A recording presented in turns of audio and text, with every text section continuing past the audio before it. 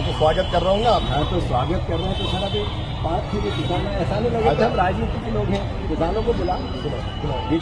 మధ్యప్రదేశ్ రాజకీయాల్లో కాంగ్రెస్ నాయకుడు జీతూ పట్వారి ఆడిన ఒక గొప్ప నాటకం. ఆయన మీడియాలో తనకంటూ ఒక గుర్తింపు తెచ్చుకోవడం కోసం, అందరినీ ఆకర్షించడం కోసం ఒక కొత్త ప్లాన్ ని రాసుకున్నాడు. అదేంటంటే పట్వారి గారు భుజంపై ఒక బస్తాను మోసుకొని రాష్ట్ర వ్యవసాయ శాఖ మంత్రి శివరాజ్ సింగ్ చౌహాన్ గారి ఇంటి దగ్గరికి వెళ్ళాడు. రైతులు పడుతున్న బాధలు, వారి సమస్యలు వివరించడానికి ఈ ధాన్యం బస్తా తీసుకొచ్చానని హడావిడి చేశారు. చాలా కూల్ గా శివరాజ్ సింగ్ చౌహాన్ గారు ఏ మాత్రం ఆలస్యం చేయకుండా వెంటనే గేట్ దించి లోపలికి పిలిచారు. విషయాన్ని నేరుగా ప్రస్తావిస్తూ చాలా సంతోషం, మీరు రైతుల సమస్య కోసం వచ్చానని చెప్పారుగా, మరి రైతులు ఎక్కడ, పిలవండి రైతుల్ని, వాళ్ళను మీ సమక్షంలోనే వాళ్ళు పడుతున్న కష్టాలు ఏంటి, వాళ్ళకున్న సమస్యలు ఏంటి అని మనం కూర్చొని చర్చిద్దాం, పట్వారి గారు వాళ్ళని పిలవండి అని చెప్పిండ్రు. మంత్రి గారి సూటి ప్రశ్నకు జీతూ పట్వారి నోట మాట రాలేదు. ఎందుకంటే ఆయనతో ఒక్క రైతు కూడా రాలేదు. దాంతో అక్కడ ఉన్న ఇజ్జత్ పోగొట్టుకున్నాడు. ఆ తర్వాత ఆ బస్తా రహస్యం బయటపడింది. దాన్ని తెరిచి చూస్తే అందులో ధాన్యపు గింజలు లేవు, కేవలం పశువులకు వాడే పొట్టు మాత్రమే ఉంది.